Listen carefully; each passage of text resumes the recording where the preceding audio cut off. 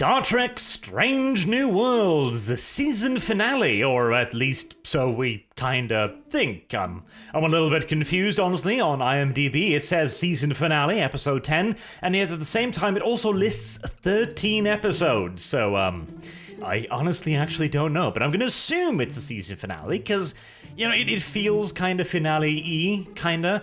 Piker goes on a space-time adventure, and like, Spock, I'm you, but from the future, or something. And then Una Chin Chin is hauled off by people. It's like, you're an illegal space alien immigrant thing who genetically modified your body. And Piker gets all angry because, you know, gene-enhanced pussy's rare in this day and age. He's just an Illyrian. You know, like that. It's fine. I remembered what he was.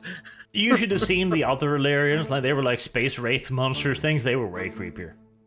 Like, but they were nice, though. Remember, they were nice. Yes, they were kind space alien wraith, genetically enhanced, biomorphed, God only knows what.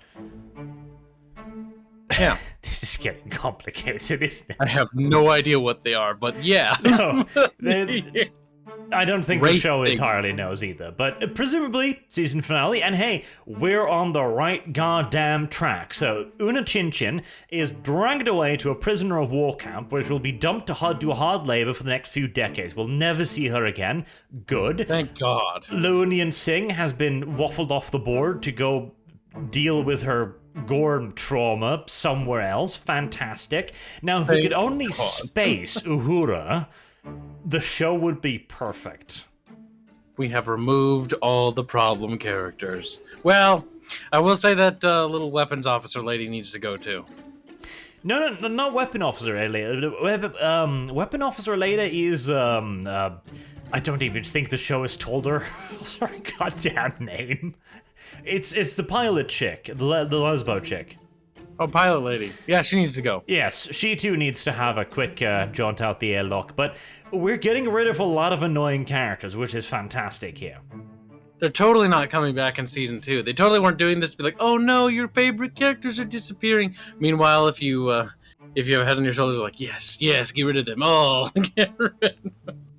Clean house. Yeah.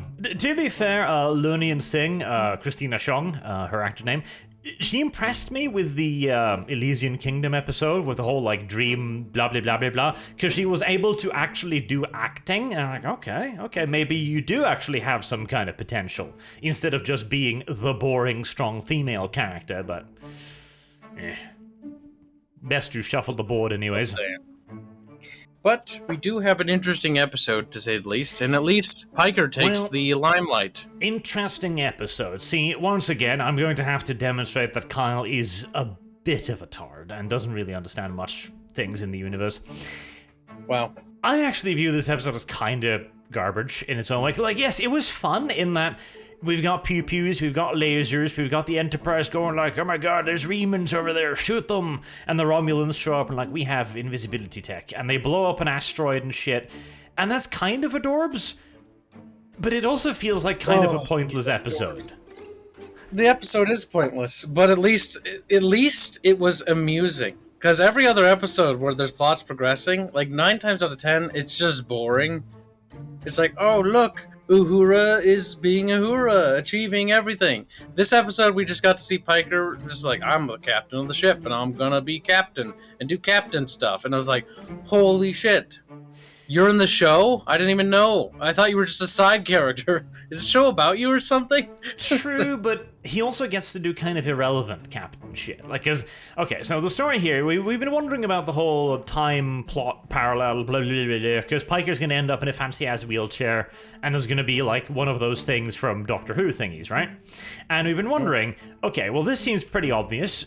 It's going to be a reactor malfunction that's going to blow your shit up, and you know exactly who's going to be there. You could just send them all letters and be like, don't come into work tomorrow. Some of you are good people, you know? And he starts doing that. Like, Captain's log, tell Matthias, whoever the hell his name was, they do not show up to Starfleet. You mean Unibrow Kid? Unibrow Kid, yes.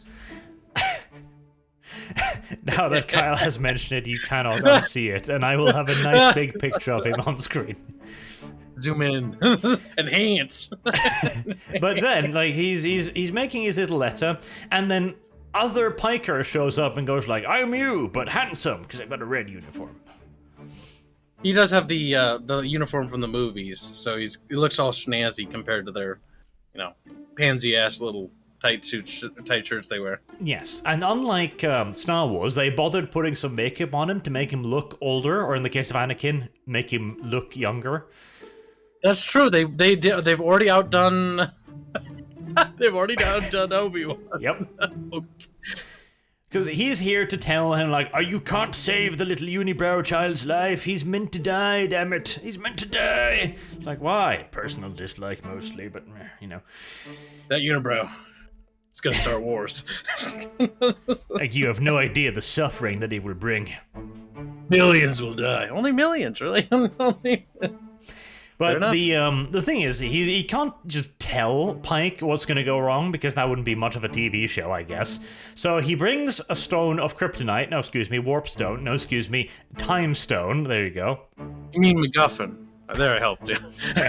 Yes. And Piker, always up for a little bit of adventure, touches the kryptonite and gets transported into the future, where he gets to see what went horribly wrong.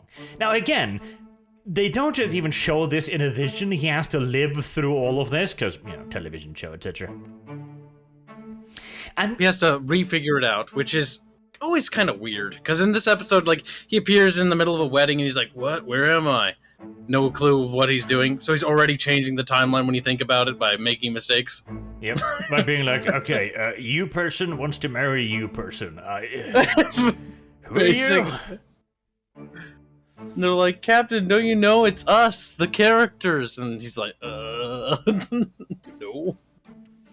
But I kind of like the way they're presenting it, because it was really retarded the way they originally presented it. Like, he knows exactly what's going to happen. He knows the names of the people involved. He could have just sent them all letters and go like, fuck off.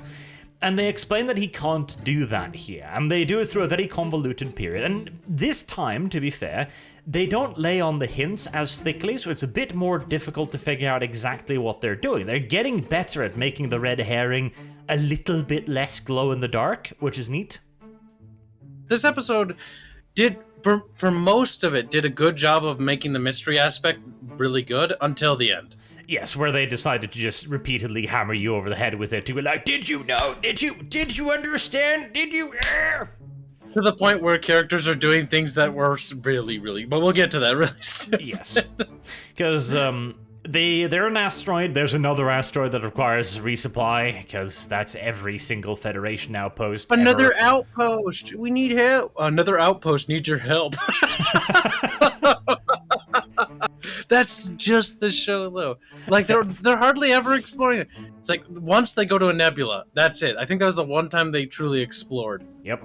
And Nebula turned out to be a space god, of course, but such is Who life. abducts children, and it's quite scary when you think about He's it. currently torturing the shit out of Dr. Mabenga's child. When is he going to go back and realize of the horrible mistake he's made? That'll be season 3, I guess, when they need a climactic horror finale. Like, "Oh yeah, Mabenga, you're a bad person." You're like, "No." But the Space Remans, the literal Space Remans, show up and they blow up the outpost, and, they have to pursue them, and not at all James T. Kirk comes on the screen. And they screw it up because, Kirk is, Piker, there you go. Because Impeccable. Yes. Impeccable. Because Pecker's a bit too much of a pussy to do what needs to be done. And so the Space Remans, and they have a little bit of a tard-ass fight, and then lots of Space Remans show up, and people... Honestly, most of this plot doesn't actually matter, because the only thing that actually matters is that if Kirk isn't turned into Deadpool, but in a wheelchair, then Spock will be turned into Deadpool, but in a wheelchair. He meant Piker, by the way. Pecker? And these names are hard, aren't they? He's like, "Yes. Impeccable Pecker." Impeccable. God damn it. And again, that is really the only plot point that's relevant here, is that Spock will be turned into a vegetable thing if he does anything to save himself. And if Spock is a vegetable, then the war against the Romulans is inevitable, and millions will die, etc., etc. Only millions, though, when you think about these interstellar spanning nations. It's not a lot, actually. It's not that bad. Yeah, it's actually not that bad. You know, maybe we can handle this war. Yeah, it's just like you're taking care of the Romulan Empire overall. I mean, I think this might actually be a better future. But you know, Nurse Chapel is like, but pee-pee though. So we have to go back in space and fix that. Sadly, yeah. Yep. The whole red herring is you think the show tries to set up that maybe it's the Romulan captain who's actually wants peace and is tired of war, or maybe it's you know. Oh my god, I almost said Pecker. Captain Kirk, who sets off the war because he's so rash. And no, it's actually just the fact that, oh my god, I keep wanting to say Pecker. God, his name is not Pecker. No, Vulcan Man, Spock. There we go. You've ruined the names for me. Spock is the one who negotiates a peace between the Romulans and the Federation. Yes. And because he's incapacitated, that never comes to be, because the war happens without him being able to initialize the peace stages. Yes, and the interesting part too is they make it very clear and painfully obvious. Like, they make it obvious, and then Kirk shows up to hammer home the point thoroughly, to be like, so did you consider that being too much of a pussy is a bad thing? Like, yeah. The show does take an interesting turn, because every other episode, Piker's strategies normally work of diplomacy. He's a good negotiator. But here, his negotiating skills are actually a weakness against the Romulans. And he actually gets... The space Remans. Listen, the Remans are actually on a different planet, and they fought them in the Reman War. I don't care. Like, I just love the name, the Remans. The Remans. We's the Remans, yo. We was Remans and Sheed. But yeah, so the Remans are all, hunky-dory. I forgot what my point was, because you made me go on a tangent about Remans. Well, the Remans only value strength, because, you got a little English. You've got little Peach Fuzz here, who's like the second in command of the Romulan flagship or whatever. Club commander, yep. Yep, and he's like, sir, you're bringing a vagina too. It's like, but this vagina is speaking my language. We can have peace. And they just growl at each other for a little bit until the sub-commander betrays him by sending a super-secret distress signal that calls their entire fleet. Because the Romulans have a fleet, minutes away, whereas the Federation, it'll take weeks to get reinforcements out here. Retards. Federation is not prepared for war, and clearly that is why that war must be avoided at all costs. But that goes to show that Kirk was actually right and Piker was wrong. Kirk advocated that they stamp out the little ship before it gets a chance. Yes. Don't show it mercy. Deal with it now before it gets back to the neutral zone or can call for help. Yes. Kirk wanted to show strength, and Pecker didn't. And so this shows us that violence is the answer to most problems, actually, in fact. Yeah, no, the thing is, Kirk actually made the right decision, and it was actually Piker's inability to make the hard decision is actually what cost this war to begin with. Yes. Because he was not the right man for the job. Yep, sometimes you need a violent maniac brute at the helm. Kirk, the bonk thing. Bonk. And that's a neat little point, because it's goes very counter to the usual fluffy ass backwards thing of Star Trek. It's like, we can talk about things, we can be friends together. Sometimes you just need to shoot someone. Mm-hmm. I mean, it's all about having the right person in the right place at the right time. But the thing is, Piker isn't that man. And that's him coming to terms with it. Yep, Impeccable Pecker comes to terms with the fact that he's impeccable. Pecker, and he comes to terms with the fact that he needs to be in the wheelchair. It's like, get in the wheelchair now! He's like, oh, okay. At the end of the episode, he was more accepting of the wheelchair idea. Yes, like he's found his happiness in this. Though I gotta point out one thing that's been bothering me as well. So, Miss Lesbo haircut here and Chinese lady switch places at the command console. Repeatedly too, yes. Throughout this episode. Like, I swear to God, this has happened throughout several episodes now. Like, what the hell?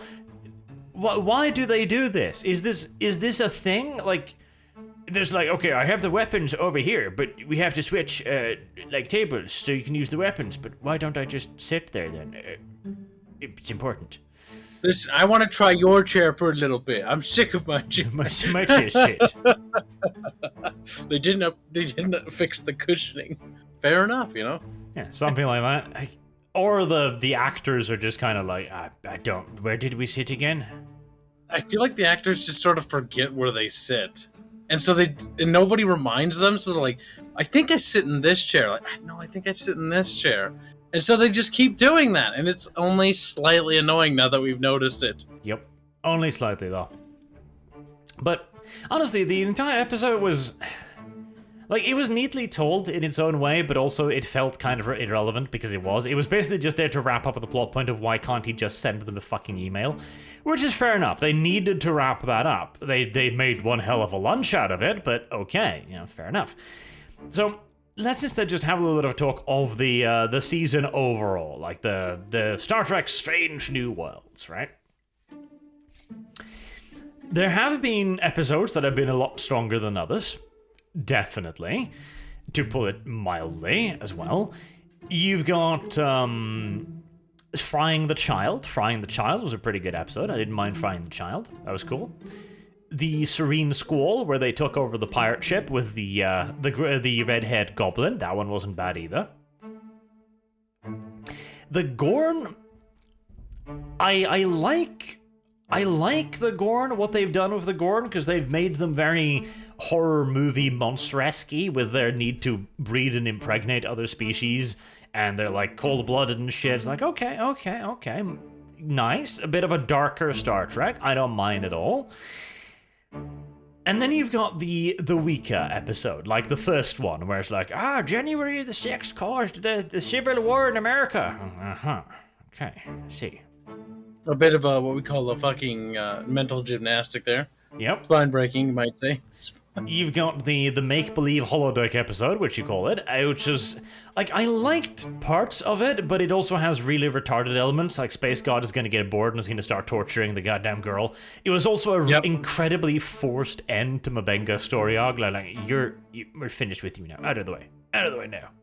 Mabenga, story done. It's like, Mabenga is one of the more interesting characters with his daughter dynamic, and I feel like that being, like, shoot along really wasted his character arc there. So they're gonna have to come up with a new character story arc for him, because that was a complete toss.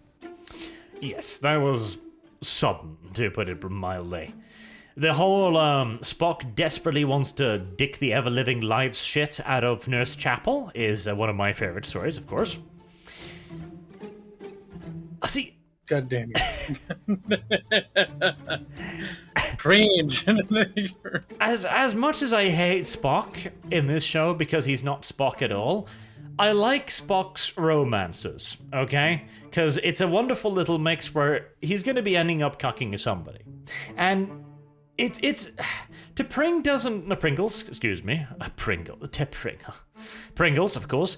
Pringles doesn't deserve it, because Pringle has made every effort in this show so far to be understanding and caring and, like, talking about Spock's humanity for the 17th goddamn time. Pringles has been good waifu, okay? Pringle doesn't deserve this. Pringle didn't do nothing. Exactly. Pringles didn't do nothing, okay? And then you got Nurse Chapel, who's like, I don't understand love. I don't want to have love. I just want to have casual flings. And then she looks at Spock with bedroom eyes and sighs heavily. I just want to home wreck a little bit. Just a little. Just a little bit. Goddamn. But it's an interesting romance element. Like, if you had to force a romance into this, and I guess you had to, like, okay, this is a nice little triangle relationship. I don't mind. What else we got? We've got Launian Singh being the granddaughter of, what was his name again? Khan. Yeah, that was just pointless and irrelevant and was swept under the rug immediately.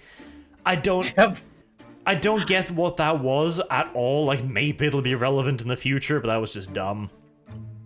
It's just like, hey, I'm not a very interesting character, but my backstory says I'm the daughter of the descendants of one of the Khan character dudes. And it's like, okay, like that's random. Yep, that's weird.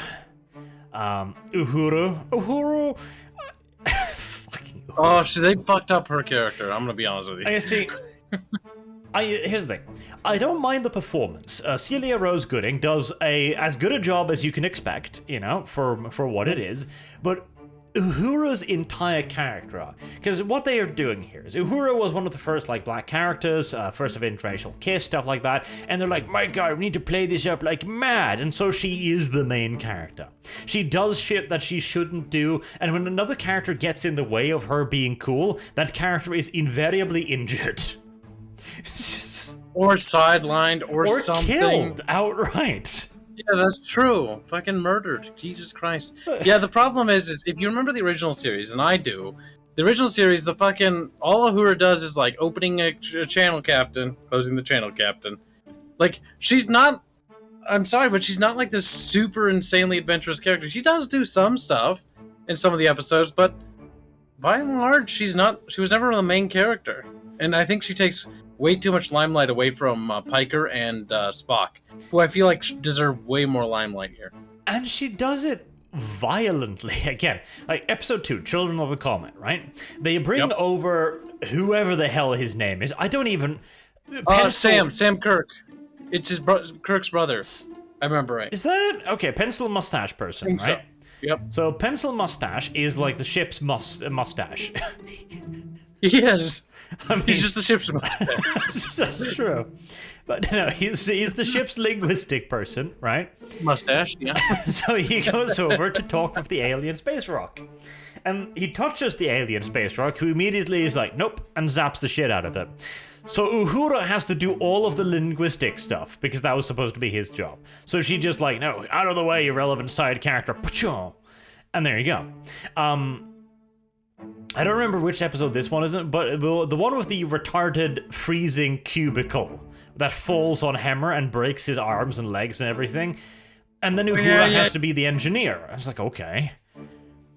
And at the time, I was like, oh, at least he fucks up. At least he touches the glowing red stick and goes like, that's warm. And Hammer has to be like, you're an idiot.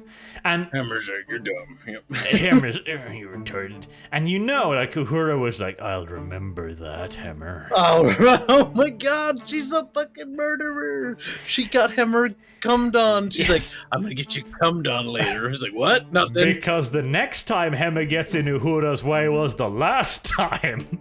Oh my god. It all adds up. Uhura's a psychopath. But yeah, no, it's kind of really, and that's another thing. I want to point out, back to Hammer real quick, before we move on past him. He had, no opportunity to develop his character, because he just died. Yep. Abruptly. He got in the way of Uhura, and so he got out of the way of Uhura. The writer's like, you did it for the last time, Hammer. I'm sorry, but you're getting cummed on. It's like, okay. Can't I die at least in a gunfire or sacrificing myself? Something cool? No. I really don't want to be cummed on. Death by impregnation it is. That's not a fetish I would like to be in. It's like, sorry, Hammer, it just is what it is. We don't write the script. It's like, but you do. Shuffle off the board.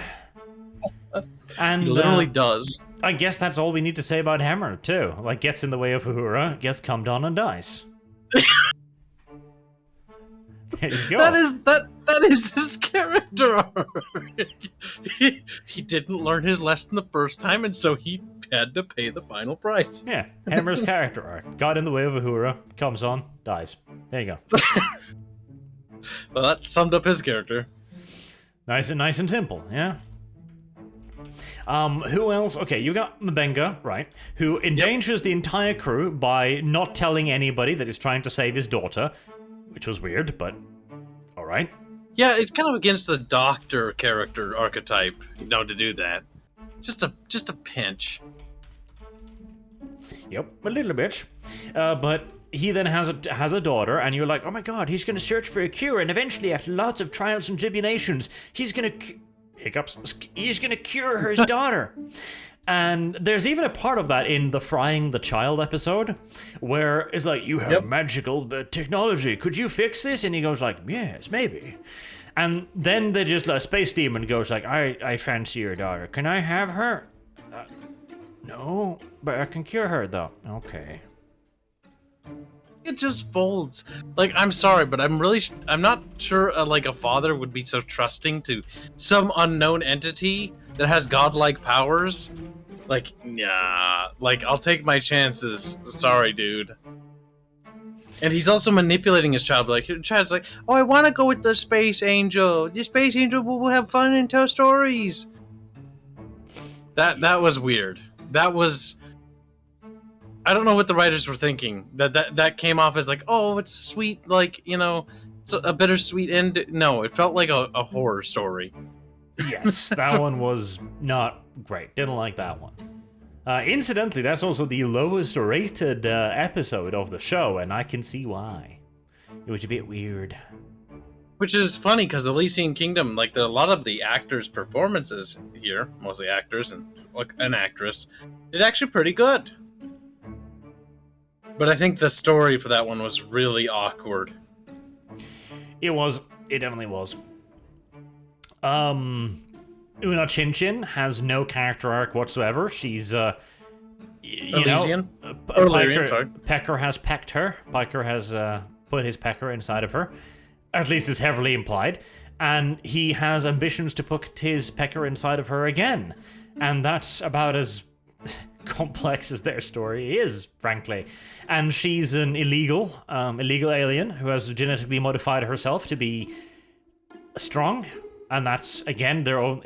Like, she only demonstrates this once, too. Like, her character is wafer thin. She barely speaks or does anything else. She doesn't even serve as eye candy because, frankly, she layers on the paint too thick and she glows whenever she's on screen. She glistens. Like, are you an alien? Is this an accident or? I mean, she is Illyrian after all. No kidding. But yeah, she's very boring as a character. I mean, remember she had a whole episode where he's like, I'm interesting, right? I'm fun, right? And everyone in the audience is like, no, her you're not. And Looney and Singh have an entire episode that's basically like, we're really boring characters, but we can totally have fun when we want to and shit. It's like, okay. Oh. And we break Starfleet regulation. Okay, you have these commanding officers who are going around just like doing these things that these cadets or these not cadets are doing, because they're not cadets, doing what these crew members are doing that are in trouble, and they're breaking regs as well. Like, I'm sorry, that's just ridiculous. Yeah, her character's story arc is not much of one at all, and now she's hauled away to be imprisoned on Prison Island because she's Illyrian. Okay, right. I don't care. I hope she stays. Yeah, I kind of never want to see her again, to be honest. Like, it's just her character wasn't interesting. Yep. I deeply hope that whoever the hell that other woman who looks a little bit like a Yorkshire Terrier to me for some reason. Interesting, but I can see the resemblance now that you mention it. Yep, I hope she just keeps her, and that's it. There we go. She's shuffled off the board completely. Lovely, fantastic. No more problems need to be had. Spock is awful. I hate him. I hate him a great deal. And it's not the actor's fault, it's the writer's fault, because they have written Spock as just a useless little sidekick, and I hate it. Which is strange, right? Because Spock in Star Trek is actually a really important character and very charismatic and very, intelligent. And in this show, they really just kind of don't do anything with him. Like, oh, he's younger and more impulsive because he's conflicted with his human side at this point a lot more. And it just comes off as he's just kind of, his character's just kind of waylaid way too much so that other characters can come in and save the day. And we talk way too much about Spock's human side. Like, I get it, it's a plot point, but we've done it 5 times in a 10-episode series now. Like, don't, stop, cease, desist. Just focus on one episode or a two-parter on just, him resolving his character arc for that specific arc. Now, there was a nice touch in this episode because Pecker went to the future and is like, okay, I can't tell anybody that I'm Pecker from the future because they'll think I'm crazy. But he trusts Spock enough to tell him, which I thought was a nice touch because he's like, Spock, I trust you, I can tell you this, etc. You know, touch my forehead and we'll have mind sex together, you and I. Mind meld, but okay. You had to make it weird. But yeah, that's actually, that's why I kind of liked the last episode. Yes, this episode we watched, like, not realistically, nothing really happened here, but at the same time, it was more fun to me because Piker and Spock got to be way more front and center here. And I actually enjoyed the characters' interactions with each other a lot more than I do any of the other ones.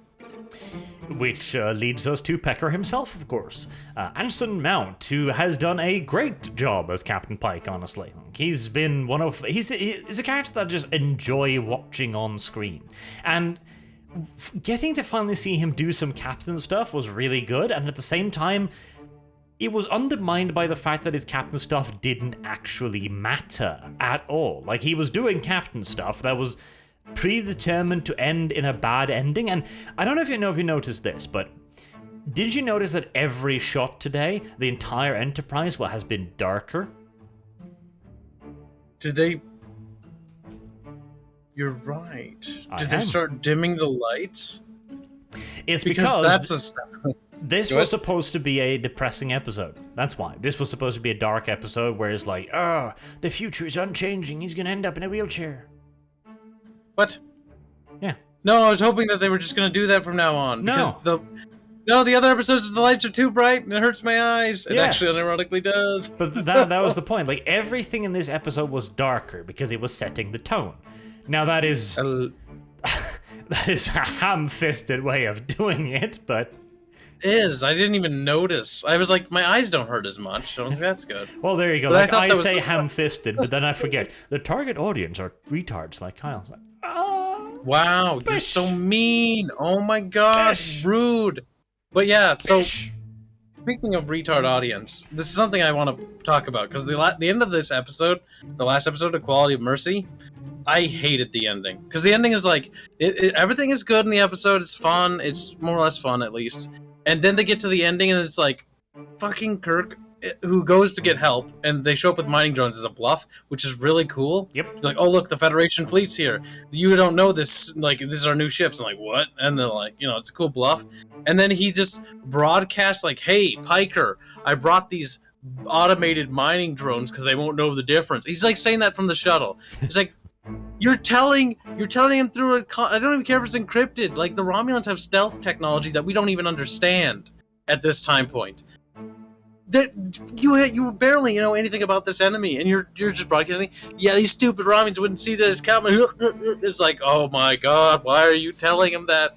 It was a bit silly, and it was also a really good bluff, but again, it turned out to be entirely pointless because the entire point of the episode was that it was pointless.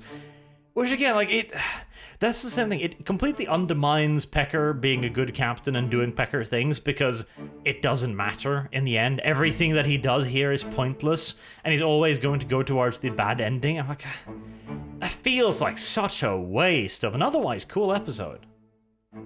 Yep, I think the show needs to pace itself better. Slower with the character episodes, but I think it should build for episodes like this. In the sense of it should build up to these a little bit with, like, two-parters. I have build a little bit more. Sneaking supposition that they might have underestimated the show's resonance, because the show has done fairly well. 8.2 IMDb these days, for a fan show like this, is good. I mean, you've got Obi-Wan at 7.1, etc. Like, god damn it. But, I think they've kind of realized that maybe they are doing a good job, and maybe they're going to focus a bit more on the Trek for Season 2, I hope. Slow things down a bit.